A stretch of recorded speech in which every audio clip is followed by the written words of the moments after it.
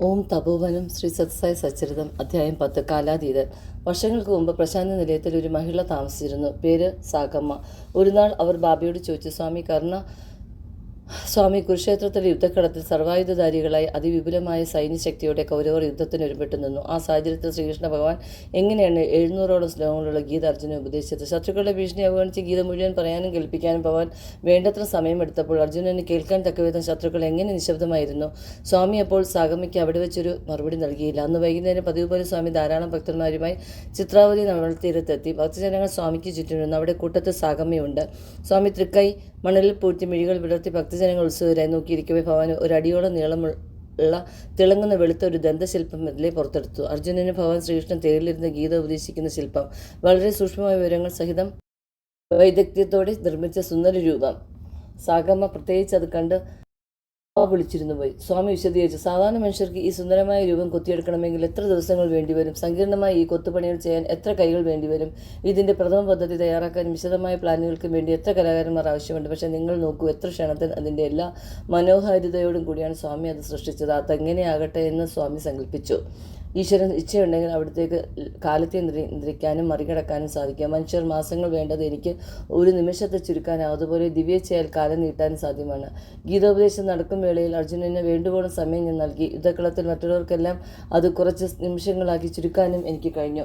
കാലം ശ്രീ സത്സായിയുടെ പരിപൂർണ നിയന്ത്രണത്തിൽ അവിടത്തേക്ക് കാലത്തെ തൻ്റെ ദിവ്യസങ്കല്പത്താൽ നീട്ടാനും കുറയ്ക്കാനും കഴിയും. സ്വാമി കാലം കുറയ്ക്കുന്നു. വളരെയേറെ വർഷങ്ങൾ ഒരൊറ്റ മണിക്കൂറിൽ സ്വാമി ചുരുക്കി ഒരു സംഭവം പറയാം. ശ്രീലങ്കയിൽ കൊളംബോയിൽ ഒരു ക്രിസ്ത്യൻ വിദ്യാർത്ഥി ഉണ്ടായിരുന്നു. അയാൾ പഠനത്തിനായി ഭാരതത്തിലെ മദ്രാസ് ക്രിസ്ത്യൻ കോളേജിൽ ചേരുകയും ചെയ്തു. ഒരു ദിവസം അയാൾ ശ്രീരാമകൃഷ്ണ മഠത്തിൽ പോയി. ശ്രീരാമകൃഷ്ണൻ പരമഹംസർ ആരാധിച്ചിരുന്ന കാളിദേവിയുടെ രൂപത്തിൽ വിദ്യാർത്ഥി വളരെയധികം ആകർഷനായി.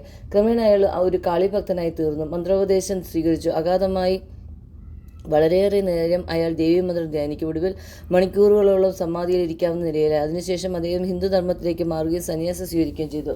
കുറച്ചു കാലം കഴിഞ്ഞപ്പോൾ അദ്ദേഹം കൊളംബോയിലേക്ക് അമ്മയെ കാണാനെത്തി. രാത്രിയായി. മകനെ ഹിന്ദു സന്യാസിയുടെ വേഷത്തിൽ കണ്ട് പാവം അമ്മ എങ്ങലടിച്ച് കരഞ്ഞു. മകൻ വിവാഹം കഴിക്കുകയില്ലെന്ന് മനസ്സിലാക്കി അമ്മ അത് ഉൾക്കൊണ്ടു. പക്ഷേ അവർ മറ്റൊരു കാര്യം വളരെയേറെ ആഗ്രഹിച്ചു. ഹിന്ദു സന്യാസി വേഷം ഉപേക്ഷിക്കുക, പകരം ക്രിസ്ത്യൻ പുരോഹിതന്റെ വസ്ത്രം സ്വീകരിക്കുക. പക്ഷേ ചെറുപ്പക്കാരൻ അതിന് ഒരുക്കമല്ലായിരുന്നു. അദ്ദേഹം മാതാവിനെ തനിക്കുള്ളതുമെല്ലാം തിരിച്ച് ഇന്ത്യയിലേക്ക് മടങ്ങി. യഥാകാലം പുട്ടപർത്തിയിലും വന്നെത്തി. സ്വാമി അദ്ദേഹത്തെ ഇന്റർവ്യൂ മുറിയിലേക്ക് ക്ഷണിച്ചു. 1 മണിക്കൂർ കഴിഞ്ഞു പോയി. പെട്ടെന്ന് ഒരു നിലവിളി ഉണർന്നു. ഹാ അമ്മ! പുറത്ത് വരാന്തയിലിരുന്നവരെല്ലാം ആ ശബ്ദം കേട്ടു. കുറച്ച് സമയം കഴിഞ്ഞു സ്വാമി മുറിയുടെ വാതിൽ തുറന്നു. പവിത്രമായ വിഭൂതിയാൽ പാതാതികേശം അഭിഷിക്തനായ ആ ശക്തോദയ ഭക്തൻ പുറത്തു വന്നു. എന്താണ് ഇന്റർവ്യൂ റൂമിൽ വെളിപ്പെട്ടത്? സംഭവം ഇങ്ങനെ. സ്വാമി അദ്ദേഹത്തെ ഇന്റർവ്യൂ റൂമിൽ കടത്തിയ ശേഷം അതിനുള്ളിൽ വലിയൊരു വനം സൃഷ്ടിച്ചു. അതിനുശേഷം അദ്ദേഹത്തോട് നടക്കാൻ ആജ്ഞാപിച്ചു. സന്യാസി നടന്നു. വളരെയേറെ നടന്നു. അന്തമില്ലാത്ത നടത്തം, വിശ്രമം ലേശമില്ലാത്ത കൂറ്റൻ മരങ്ങൾക്കിടയിലൂടെ കോരവനത്തിലൂടെ ദിവസങ്ങളോളം നടപ്പ് തന്നെ നടപ്പ്. സന്യാസി ഏറെ മൈലുകൾ പിന്നിട്ട് ദശകങ്ങൾ പലതും കഴിഞ്ഞിട്ട് നടപ്പ് തുറന്നുകൊണ്ടേയിരുന്നു. ഉടൻ ഭഗവാന്റെ ആജ്ഞയുണ്ടായി. നിൽക്കൂ, പുറകോട്ട് തിരിഞ്ഞു നോക്കൂ. സന്യാസി പൊടുന്നനെ നിന്നു. പിന്തിരിഞ്ഞു നോക്കി. അദ്ദേഹം സ്തബ്ധനായി. എന്താണ് കാണുന്നത്? ഹാ ദേവി കാളി! കുട്ടിക്കാലം മുതലേ താൻ ആരാധിച്ചു പോകുന്ന കാളിദേവിത തൊട്ടു മുന്നിൽ അത്യുജ്വല തേജോപുരത്തോടെ. വർഷങ്ങളായി ഈ സന്യാസിക്ക് ഉത്കടമായ ആഗ്രഹമുണ്ടായിരുന്നു. ഘോരവിമനത്തിൽ ധ്യാനത്തിൽ മുഴുകി വർഷങ്ങൾ കഴിയുക സ്വാമി ആ തീവ്രമായ ആഗ്രഹം സാധ്യതമാക്കി. കേവലം 1 മണിക്കൂറിൽ താഴെയുള്ള സമയം കൊണ്ട് വർഷങ്ങളോളം തപശ്ചര്യ ചെയ്യണമെന്ന ആഗ്രഹം അദ്ദേഹത്തിനുണ്ടായിരുന്നു. സ്വാമി അത് 1 മണിക്കൂറാക്കി ചുരുക്കി കൊടുത്തു. കൂടാതെ അദ്ദേഹം തീവ്രമായി ആഗ്രഹിച്ചിരുന്ന കാളിദർശനം നൽകി അനുഗ്രഹിക്കുകയും ചെയ്തു. ഏറ്റവും തീവ്രമായ ആഗ്രഹം സുന്ദരമായി പൂർത്തീകരിച്ചപ്പോൾ സന്യാസിക്ക് സ്വയം പിടിച്ചു നിൽക്കാനായില്ല. നിയന്ത്രണം വിട്ട് വിളിച്ചുപോയി. ഹാ അമ്മ! ഉള്ളിൽ നിന്നും പുറത്തു വന്ന ആ രോദനം ഭഗവാൻ കേട്ടു. അവിടുന്ന് സ്വരം ആദ്യത്തോടെ പ്രതികരിച്ചു. പ്രിയമുള്ള കുട്ടി, കലിയുഗത്തിൽ കഠിന തപസ്സിന്റെ കാര്യമില്ല. നിന്റെ ഇഷ്ടദേവതയുടെ നാമം സദാ മനസ്സിൽ ജപിക്കുകയാണെങ്കിൽ അതുതന്നെ ധാരാളം മതി. നാമസ്മരണയിലൂടെ മാത്രം നിനക്ക് സാക്ഷാത്കാരം നേടാനാവും. ഇങ്ങനെ പറഞ്ഞുകൊണ്ട് സ്വാമി സമൃദ്ധമായി വിഭൂതി സൃഷ്ടിച്ച് അത്യാഹ്ലാദനായ ചെറുപ്പക്കാരനെ ചൊരിഞ്ഞ് അനുഗ്രഹിച്ചു. അവിടുന്ന് സമയം നീട്ടു. ഇനി നമുക്ക് മറ്റൊരു സംഭവം ശ്രദ്ധിക്കാം. 30 ദിവസം 30 വർഷം നീട്ടിയ നീല. ലാൽ ബഹദൂർ ശാസ്ത്രിയാണ് അക്കാലം ഇന്ത്യൻ പ്രധാനമന്ത്രി. അദ്ദേഹത്തിന്റെ പേഴ്സണൽ അസിസ്റ്റന്റ് ത്യാഗരാജ് കുറച്ച് ആരോഗ്യ പ്രശ്നമുള്ളതിനാൽ വൈദ്യ പരിശോധനയ്ക്കായി അദ്ദേഹം ബാംഗ്ലൂരിലേക്ക് പോയി. ഡോക്ടർ വിശദമായി പരിശോധിച്ചു. ഒടുവിൽ അവർ രോഗം കണ്ടെത്തി. ക്യാൻസർ. ജീവിതം ഇനി കഷ്ടിച്ച് 3 മാസം. അവർ ഇത്രയും കൂടി പറഞ്ഞു, സർ, അങ്ങേക്ക് ബുദ്ധിമുട്ടില്ലെങ്കിൽ ഞങ്ങൾക്കൊരു നിർദ്ദേശമുണ്ട്. രോഗശാന്തിക്ക് ഒരു പരിഹാരമുണ്ട്. അതിതാണ് ഭഗവാൻ ശ്രീ സത്സായി ബാബയുടെ തൃപ്പാദങ്ങളിൽ ആശ്രയിക്കുക. രക്ഷിക്കാനായി അവിടുന്ന് യാചിക്കൂ. മറ്റൊരു വഴിയുമില്ല. ബാബയുടെ ഭക്തൻ ഡോക്ടർ എസ് ഭഗവന്തം ഇപ്പോൾ ഈ ആശുപത്രിയിലുണ്ട്. സ്വാമി നാളെ ഇവിടെ അദ്ദേഹത്തെ സന്ദർശിക്കാനായി വരും. ഈ മഹത്തായ അവസരം താങ്കൾ ഉപയോഗിക്കുക. ത്യാഗരാജ് ഉപദേശം നിരീക്ഷിച്ച് ഇങ്ങനെ പറയുകയും ചെയ്തു. ഞാൻ ഇന്ത്യൻ പ്രധാനമന്ത്രിയുടെ പേഴ്സണൽ അസിസ്റ്റന്റ് ആണ്. എനിക്ക് ഒരു ബാബയുടെയും കാലിൽ വീഴേണ്ട കാര്യമില്ല. എനിക്ക് എവിടെ വേണമെങ്കിൽ ശരിയായ ചികിത്സ നേടാനാവും. അങ്ങനെ സ്വച്ഛയെ അദ്ദേഹം വൈദ്യസഹായം തേടിപ്പോയി. 2 മാസം കഴിഞ്ഞ് ത്യാഗരാജു ആശുപത്രിയിൽ തന്നെ വീണ്ടും പരിശോധനയ്ക്കായി എത്തി. ഡോക്ടർമാർ വീണ്ടും പരിശോധിച്ചു. ഇനി 1 മാസം കൂടി ജീവിതമുള്ളൂ എന്നവർ പ്രഖ്യാപിച്ചു. ത്യാഗരാജു ഇപ്രാവശ്യം അസ്വസ്ഥനായി പുട്ടപർത്തിയിലെത്താൻ തിടുക്കപ്പെട്ട് അവിടെ എത്തി ദർശനത്തിനായി കാത്തിരുന്നു. ഭഗവാന്റെ അരികിൽ വന്ന് ചോദിച്ചു, ക്യാൻസർ? പാവം ത്യാഗരാജു പൊട്ടിക്കരഞ്ഞുകൊണ്ട് ആ തൃപ്പാദങ്ങളിൽ വീണു. സ്വാമി വിഭൂതി സൃഷ്ടിച്ച് കൈകളിൽ കൊടുത്തു. അത് കഴിക്കാനും പറഞ്ഞു. 3 നാൾ അടുപ്പിച്ച് ഇങ്ങനെ ഉണ്ടായി. 3-ാം ദിനം ഭഗവാൻ അരുളി, ക്യാൻസർഡ്. പിന്നീട് നടത്തിയ പരിശോധനയിൽ ക്യാൻസറിന്റെ തരിമ്പ് പോലും കണ്ടില്ലെന്ന് പ്രത്യേകിച്ച് പറയേണ്ടതില്ലല്ലോ. ഈ സംഭവം നടന്നത് 30 വർഷങ്ങൾക്ക് മുമ്പ്. അവിടുത്തെ ഇട വരെ ത്യാഗരാജ പ്രശാന്തി നിലയത്തിൽ സനാതന സാരഥി ഓഫീസിൽ സേവനം അനുഷ്ഠിച്ചിരുന്നു. ഇപ്പോൾ പ്രശാന്തി നിലയം ക്യാൻറ്റീനിൽ സ്വാമിയുടെ സീമാതീതമായ കാരുണ്യം ആസ്വദിച്ച് സേവനം ചെയ്യുന്നു. ത്യാഗരാജുവിന്റെ ഈ അസാധാരണ സംഭവം ഒരു കാര്യം വിശദീകരിക്കുന്നു. ബാബ തന്റെ ദിവ്യശക്തിയാൽ 30 ദിവസം 30 വർഷമാക്കി നീട്ടി. കാലം ഭഗവാന്റെ സമ്പൂർണ്ണ നിയന്ത്രണത്തിലും കൽപ്പനയിലുമാണ്. അതിനാലാണ് സത്യസായി സഹസ്രനാമാവലിയിൽ കാലായ നമക, കാലകാലായ നമക, കാലാന്തകായ നമക, കാലസ്വരൂപായ നമക എന്നിങ്ങനെ നെന്തിരുവടിയെ സംബോധന ചെയ്യുന്നത്. കാലവും ദേശവും എന്നെ ബന്ധിക്കുന്നില്ല. ബാബ ഒരിക്കൽ വെങ്കടഗിരിയിൽ സന്ദർശനാർത്ഥം പോയിരിക്കുകയാണ്. അവിടുന്ന് പുട്ടപർത്തിയിലേക്ക് തിരിക്കാറായി. ഒരു വൃദ്ധ പ്രശാന്ത് നിലയത്തിലെ താമസക്കാരി ആ സമയം തന്റെ ഗ്രാമത്തിലായിരുന്നു. വെങ്കടഗിരി പുട്ടപർത്തി വഴിയിലരികുള്ള വയൽപ്പാട് ഗ്രാമം. അവർക്കറിയാം, സ്വാമി ഇതുവഴി പോകുമ്പോൾ ഗ്രാമത്തിലുള്ള തന്റെ ഗൃഹത്തിൽ കൂടി വരണമേ എന്ന് പ്രാർത്ഥിക്കാം. വെങ്കടഗിരിയിൽ നിന്ന് സ്വാമി പുറപ്പെടുന്ന സമയം അവർ മനസ്സിലാക്കി. ആ ദിനം സ്വാമിയുടെ കാറ് വരുന്നത് നോക്കി കാത്ത് അവർ വഴിയിൽ ക്ഷമയോടെ കാത്തിരുന്നു. രാപകൽ ജാഗ്രതയോടെ അവർ കാത്തു നിൽക്കാനായി അവർ മറ്റു ഗ്രാമീണരെയും ഒരുക്കിയിരുന്നു. പക്ഷേ കാർ കാണാനായില്ല. അതേസമയം സ്വാമി പ്രശാന്ത് നിലയത്തിലെത്തിയ കാര്യം അവർ അറിഞ്ഞു. കനത്ത നിരാശയോടെ അവർ പുട്ടപർത്തിയിലേക്ക് മടങ്ങി. അവർ പുട്ടപർത്തിയിലെത്തുമ്പോൾ വസതിയുടെ മുകളിലത്തെ നിലയിലുള്ള വരാന്തയിൽ സ്വാമി നിൽക്കുന്നു. താഴെയുള്ള കുറച്ച് ആളുകളോട് സംസാരിക്കുകയാണെന്ന് അവർ മുന്നോട്ട് തള്ളിക്കടന്ന് വന്നു. ശ്വാസം പോലും നിർത്താതെ ഉറക്കെ ചോദിച്ചു, സ്വാമി, ഞങ്ങളുടെ ഗ്രാമീണരും ഞങ്ങൾ വയൽപ്പാടിനടുത്തുള്ള വഴിയേരിയിൽ അവിടുത്തെ കാത്തു നിൽക്കുകയായിരുന്നു. രാപകൻ ഞങ്ങൾ കണ്ണു തെറ്റാതെ നോക്കിയിരുന്നു. എപ്പോഴാണ് സ്വാമിയുടെ കാർ ഞങ്ങളുടെ ഗ്രാമത്തിലൂടെ പോയത്? എങ്ങനെയാണ് അവിടെ നിന്ന് ഇവിടെ എത്തിച്ചേർന്നത്? അവരുടെ ഉദയപൂർവമായ ഭാവവും ചോദ്യം കൊണ്ട് കേട്ട് സ്വാമി രസിച്ചു. ഭാവ പൊട്ടിച്ചിരിച്ചു. എല്ലാവരും സ്വാമി ഉറ്റുനോക്കി. പക്ഷെ പെട്ടെന്ന് ആ ചിരി അവരുടെ സമീപം കേൾക്കായി. അപ്പോൾ സ്വാമി അവരുടെ അടുത്തെത്തി. അപ്പോഴും ചിരിക്കുന്നുണ്ട്. മുകളിൽ വരാന്തേ സ്വാമി ഇപ്പോഴില്ല. ആർക്കും അറിയില്ല എപ്പോൾ എങ്ങനെ സ്വാമി മുകളിൽ നിന്ന് താഴെ വന്നെന്ന്. സ്വാമി ബുദ്ധിയോട് പറഞ്ഞു, നോക്കൂ, ഞാൻ മുകളിൽ നിന്ന് താഴെ വന്നത് എങ്ങനെയാണ് നീ കണ്ടില്ലേ? എനിക്കതുമാകാമെങ്കിൽ നിങ്ങൾ ആരും കാണാതെ എനിക്ക് കാറിനൊപ്പം ഇവിടെ എത്താനാകില്ലേ? അനേക രൂപായ ഭാവഭക്തന്മാർക്കൊപ്പം കിഴക്കനായിൽ പെട്ടെന്ന് അവിടുന്ന് കിടക്കയിൽ നിന്ന് എടുത്ത് ചാടി കൊണ്ട് ഉറക്കെ പറഞ്ഞു, അരുത്, വെടിവെക്കരുത്. അങ്ങനെ പറഞ്ഞുകൊണ്ട് സ്വാമി കിടക്കയിലേക്ക് വീണു. ശരീരം നിശ്ചലമായി. അവിടുന്ന് ബാഹ്യ ശരീരം വിട്ടതുപോലെ തോന്നി. 1 മണിക്കൂറോ മറ്റോ കഴിഞ്ഞു കാണും. ശരീരത്തിന് ചലനം അനുഭവപ്പെട്ടു. ബാബ കണ്ണുകൾ തുറന്നു. അവിടുന്ന് ഒരു മേൽവിലാസം പറഞ്ഞു കൊടുത്തിട്ട് അടിയന്തര കമ്പി സന്ദേശം അയക്കാൻ ആവശ്യപ്പെട്ടു. ഭയക്കണ്ട, റിവോൾവർ എൻ്റെ പക്കലുണ്ട് ബാബ. പക്ഷേ സച്ചിദാനന്ദ സ്വാമി അപേക്ഷിച്ചു, സ്വാമി, തപാൽ ഉദ്യോഗസ്ഥർ തോക്കിൻ്റെ കാര്യം പരാമർശിച്ചിട്ടുള്ളതുകൊണ്ട് ഈ സന്ദേശം സ്വീകരിക്കില്ല. നമുക്കത് ഉപകരണം എന്നാക്കാമെങ്കിൽ അവർ തടസ്സപ്പെടുകയില്ല.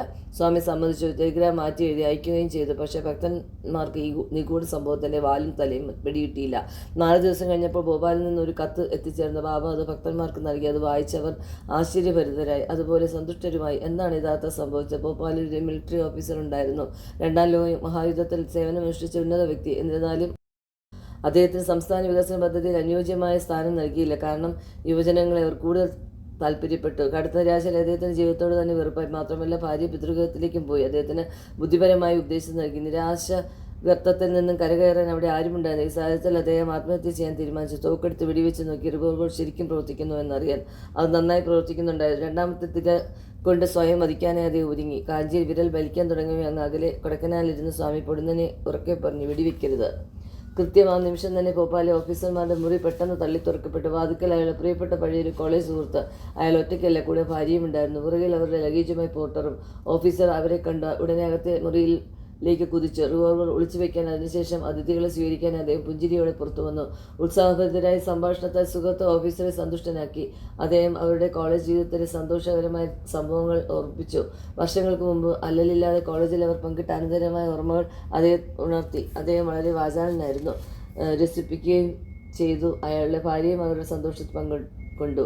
സന്ദർശകരുടെ സൗഹൃദം, ഉത്സാഹം ഓഫീസറുടെ ദുഃഖത്തെ ആട്ടിയേറ്റി മനസ്സ് സംയമനത്തിൽ കൊണ്ടുവന്നു. ഓഫീസറുടെ ഭാര്യ അവിടെ ഇല്ലെന്നറിഞ്ഞപ്പോൾ സന്ദർശകർ മറ്റൊരു സുഹൃത്തിൻ്റെ വീട്ടിൽ പോകാൻ ആഗ്രഹിച്ചു. അവർ ആകസ്മികമായി മറ്റേ സുഹൃത്തിൻ്റെ വിലാസവും പറഞ്ഞു. ഓഫീസർ വീട്ടിൽ തങ്ങാൻ അവരെ വളരെ പ്രേരിപ്പിച്ചു നോക്കി. പക്ഷേ അവർ സ്വയം മാപ്പ് ചോദിച്ചു. ഭോപ്പാലിൽ അടുത്ത തവണ വരുമ്പോൾ തീർച്ചയായും വരാമെന്ന് വാഗ്ദാനം ചെയ്തവർ യാത്രയായി. ഓഫീസിൽ കുറച്ച് തിടുക്കത്തിൽ ഒളിച്ചു വെച്ച റിവോൾവറായി തെരഞ്ഞു. എല്ലായിടത്തും പരിശോധിച്ചു. അത് കണ്ടെത്താനില്ല. പെട്ടെന്ന് അദ്ദേഹം സത്യസായി ബാബയെ ഓർത്തു. കുറച്ചു കാലം മുമ്പ് പുട്ടപർത്തിയിൽ പോയിരുന്നു ദർശനം ലഭിച്ചിരുന്നു അദ്ദേഹത്തിന്റെ ഭാര്യ ബാബ ഭക്തയുമായി. അതുകൊണ്ട് ഇതെല്ലാം ബാബയുടെ ലീലയായി അദ്ദേഹത്തിന് തോന്നി.